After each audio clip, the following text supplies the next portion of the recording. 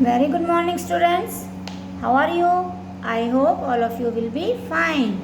I am your science teacher and today I am going to teach you science of class 4th.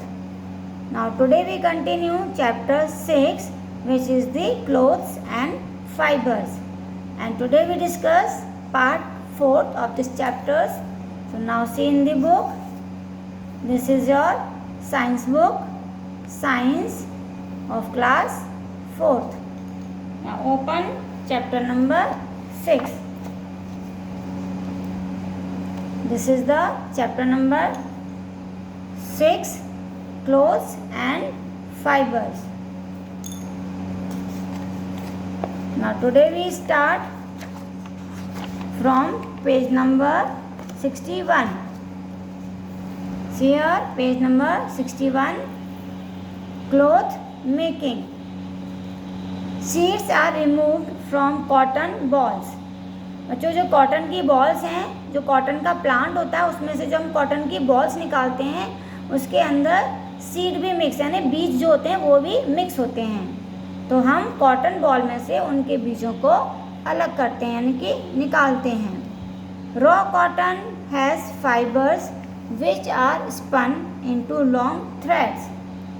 जो cotton हमें मिली है plant से उसमें बहुत छोटे छोटे फाइबर्स होते हैं। उन फाइबर से मतलब मिलाकर हम लंबे लंबे थ्रेड्स बनाते हैं।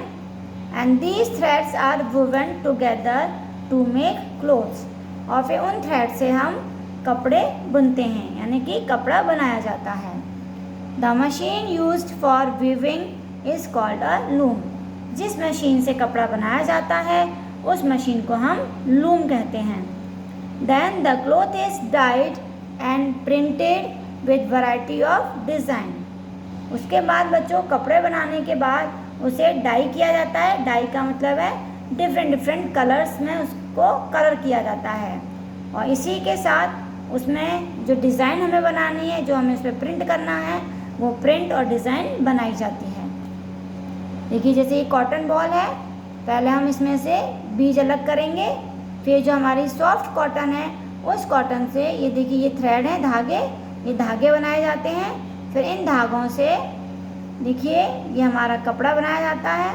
फिर इनको कलर करते हैं। कलर करने के बाद देखो यहाँ पे ये डिज़ाइन बनाई गई है डाई करके।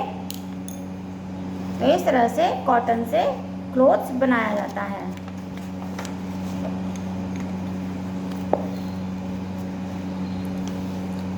वूल इज शीप्स हेयर। और बच्चों जो ऊन है वो भेड़ के बाल होते हैं। वूल इज sheared और कट ऑफ। जो ऊन होती है यानी कि उसके जो बाल होते हैं भेड़ के, वो उसकी बॉडी से अलग किए जाते हैं, कट किए जाते हैं। The process of spinning, weaving, dyeing and printing are also applied to make woollen clothes. तो इनको भी इनके धागे बनाए जाते हैं, उनके जो बाल हैं उनसे, फिर उनको कलर किया जाता है। फिर कलर करने के बाद उनसे कपड़े बनाए जाते हैं, वुलन क्लोथ्स बनाए जाते हैं यानी कि ऊन के कपड़े, और उनको प्रिंट किया जाता है। Some wool is also knitted into sweater, jersey etcetera.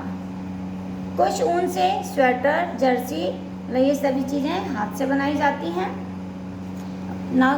Care of clothes.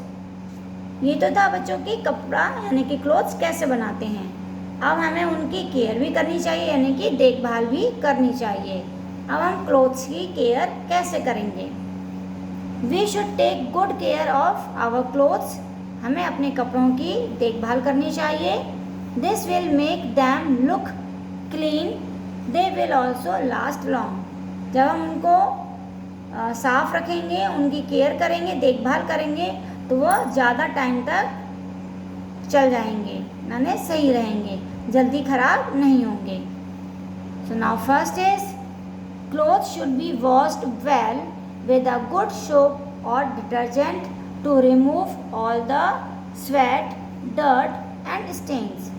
कि हमें अपने क्लोथ्स को अच्छी तरह से और बढ़िया वाले साबुन या डिटर्जेंट से वॉश करना चाहिए, जिससे कि उसके अंदर जो भी पसीना है, धूल मिट्टी है या किसी चीज़ के दाग लगे हुए हैं तो वो सभी उसमें से साफ़ हो जाएं। They should be rinsed in water to wash out the detergent. फिर साबुन को निकालने के लिए हम उन्हें पानी से धोना चाहिए। Otherwise they can irritate the skin. अगर कपड़ों में साबुन रह जाता है तो वो हमें खुजली करने लगते हैं, इसलिए हमें जब हम कपड़ों को वॉश करते हैं तो उनका सारा साबुन निकाल देना चाहिए। Cloth should be dried in the sun. कपड़ों को हमेशा धूप में सुखाना चाहिए। सनलाइट किल्स द जर्म, क्योंकि जो सूरज की रोशनी होती है यानी कि जो धूप है वो जर्म्स यानी जो कीटाणु होते हैं उनको ख़त्म कर देती है, मार देती है। After drying clothes are iron. कपड़ों के सूखने के बाद उन्हें प्रेस जरूर करना चाहिए। Next, woollen and silk clothes need a lot of care. बच्चों, वुलन क्लोथ्स यानी ऊन के कपड़े और सिल्क के कपड़े, उनको हमें बहुत ज़्यादा देखभाल करने की ज़रूरत होती है। They need to be stored well too. और उन्हें जैसे हम उठा कर रख देते हैं ऊनी कपड़े, क्योंकि सिर्फ हम सर्दियों में पहनते हैं, गर्मियों में हम गर्मियाँ जब शुरू होती हैं तो हम उनको उठा कर रख देते हैं, तो उन्हें हमें अच्छी तरह से स्टोर करके रखना चाहिए। They are easily attacked by small insect such as moth and silverfish. क्योंकि बच्चों, जो ऊन के कपड़े होते हैं या सिल्क के कपड़े होते हैं उनमें कीड़ा जल्दी लग जाता है, यानी कि वो कपड़ों को जल्दी ख़राब कर देते हैं। So when you store woollen clothes, इसलिए जब हम ऊनी कपड़ों को उठाकर रखते हैं, keep mothballs and dried neem leaves. तो उन कपड़ों में हमें मॉथबॉल्स आती है कीड़ों को मारने के लिए बच्चों, और नीम की पत्तियाँ सुखाकर उनके कपड़ों में बीच में लगाकर हमें रख देना चाहिए। This will keep the insect away. तो इस तरह करने से जो कीड़े होते हैं वो कपड़ों पर नहीं लगते, उनसे दूर रहते हैं। Silk and woollen cloth should be washed with a mild detergent.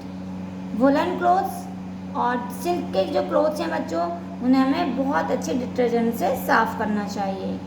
They can also be clean with petrol.